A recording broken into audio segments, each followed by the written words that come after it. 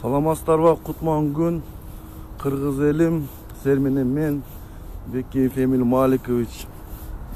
Бүгүн тема троллдор жөнүндө, Садыр Зектин троллдору жөнүндө. Талапкери кандай болсо, троллдору, тарапташтары да ошондой болуп чыгат экен да. Бирөөсү бир крышанутуй бакай жүрөт, бирөөсү дагы бир мындай крыша кетип калган бакайдан. Да Бекзат деген жүрөт дагы, тоже ненормально. Бардык изек, бардык отурган за преступление. Азыр дагы бир брачка чыгып атат, өзгөндөн мен о бу деп ким экен атын тааныбайм. Конченый наркоман окшойт эне. Лицосунан видно, что он конченый наркоман. Анан кийин ушул кыргыз элим алданбагыла. Булар кемчонтойлор бизди башкарабызды ойлоп атат. Биз ого жол бербешибиз керек. Зек качан гана өз соттолдугун жок кылгандан кийин 300 станциядан өткөндөн кийин анан кийин президенттик талапкерге катташ керек эле. Ага болбой эле күч жумшап эле зордуктап эле өзүн президент кылам дейт. Жок, андай болбойт туугандар. Булар преступниктер отуруш керек. Мен Садыр акеге айтам дагы айтам. 7 жылыңызды отуруңуз дагы. Отуруп сотто өзүңүздү актаңыз кантип. Мен билбедим. Бул процесстер 3 жыл, 2 жылдан баштап 3 жылга чейин кетет. Анан өзүңүздүн троллдоруңузга айтып коюңуз. Ар талапкерди жамандап, о бул деп чыгып атат. Троллдоруңуз өзүңүзгө окшогон настоящий зек экен да, мына көрүп атпаймынбы?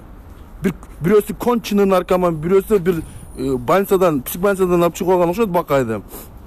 Анан дагы берки бир брачка жүрөт, Бекзат деген, тоже мындай, тоже зек, бул да отуруп чыккан.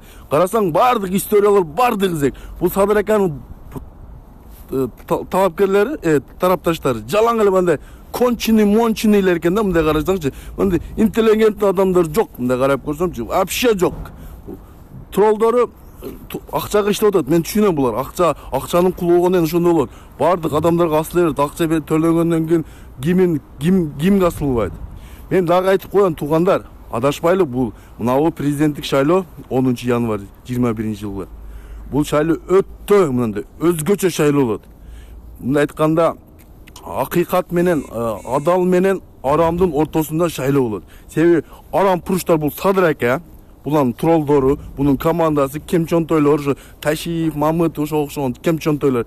Адал тапта, мына мисалы бизге окшогон законду жакшы кармаган, законду сыйлаган, бизге окшогон мамлекетти басып албаган, булар мамлекетти басып алышты, булар баскынчылар. Буларга дагы иш козгоп туруп, буларды дагы отургуш керек, мамлекетти басып ал деген. Укуктук мамлекеттерде өзү ошондой болот. Мен таң калам, ушу кыргыз элин 6 миллион бир зектен коркуп мындай айтканда, бир зек мындай айткандачы, бир зек 6 миллион элди на уши ставит, мындай айткандачы, уят туугандар. Бизде генералдар бар, мындай уважаемый генералдар бар. Мен билем. Ошо генералдардар бир политический өзүнүн эрки болсо, буга окшогон зектерди сразу түрмөгө тыкмак. Бизде коркок. Ошон үчүн коркпош керек туугандар. Мен генерал болгонумда, мен азыр бийликтин башчысы, мен Садыр аканы мен сразу эле түрмөгө тыкмам. 7 жылын отуруп, притом еще азыр бийликти басып алды деп түрмөдөн чыкканда дагы бир 10 жыл срок бермекмин менчи. Сот болгонундачы мисалы да. Ошон үчүн туугандар адашпайлы. Мына троллдору, Садыр аканын троллдору конченый, бардыгы конченый. Мен таң калам булар. Кантип ушундай адамдар Садыр ака өзүнө окшогон троллдорун тапкан деп таң калам да.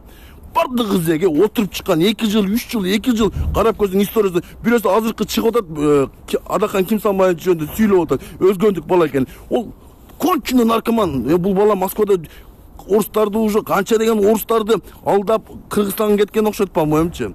Бул жерде кыргыздардын деле канча деген акчаларын кидала кылып жүрдү, по-моемчу. Бул конченый, на лицо написано, что конченый наркоман. Ошон үчүн туугандар, адашпайлы.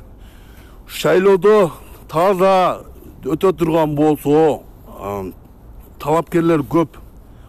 Бакыт Калмаматов, Курсан Асанов, Бабур Толбаев, жакшы талапкерлер кетип атат. Эң фавориттердин бири бул Адахан Кимсанбаевич. Бул Адахан Кимсанбаевичти мен тандаган себеби, Адахан Кимсанбаевичтин бир позицияда, өмүр бою бир позицияда жүргөн. Баягы кемчонтойлорго окшоп позициясын өзгөртүп, мындай башкалар кошулуп кетпей акча үчүн кул болбогон. Мен ошон үчүн бул адамды мен ушул малга чейин bir 10 жылдан ашып калды окшойт. 10 жылдан бери ушул адамды колдоп келем. Колдой берем дагы эле. И дальше колдой берем.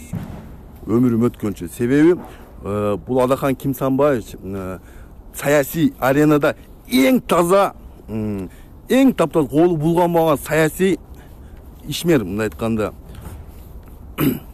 саясатчы. Себеби мына Каркыра боюнча айтат.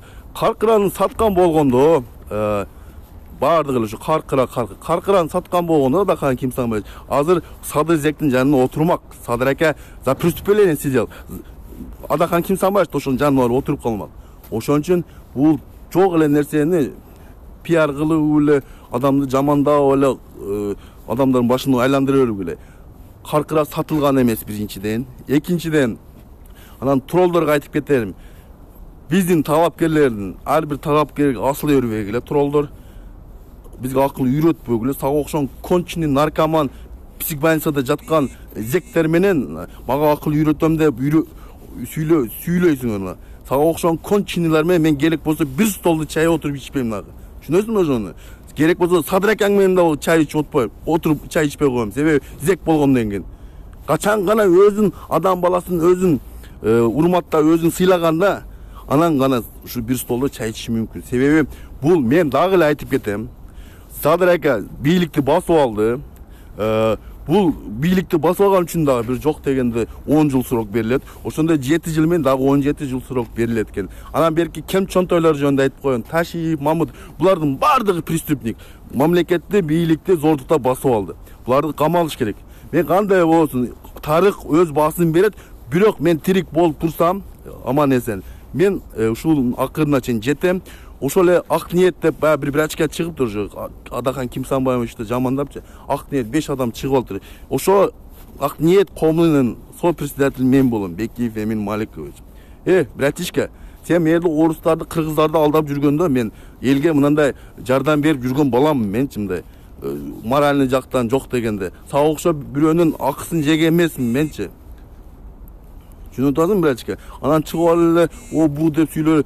Эркек болсоң кел жаныма. Бакайың эрişип кел. О берки ким эле? Бекзат эрişип кел. Керек болсо шефиңди эрişип келсең болот.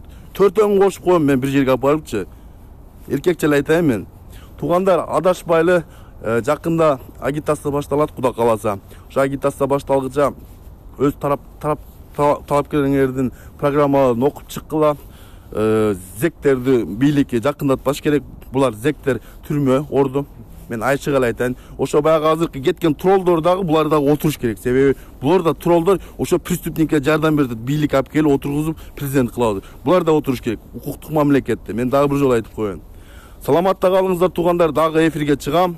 Мен Бекиев Эмин Маликович дагы бир жолу айтып кетейин. Бул окшогон троллдор акчага сатылган, Кыргызстандын элин ойлобогон, өз оюн ойлоп, өзүнүн кийинки жашоосун ойлогондор Кыргызстанда сатып кетет бул троллдор дагы, Садый дагы экөө тең. Саламатта калыңыздар, мен пока.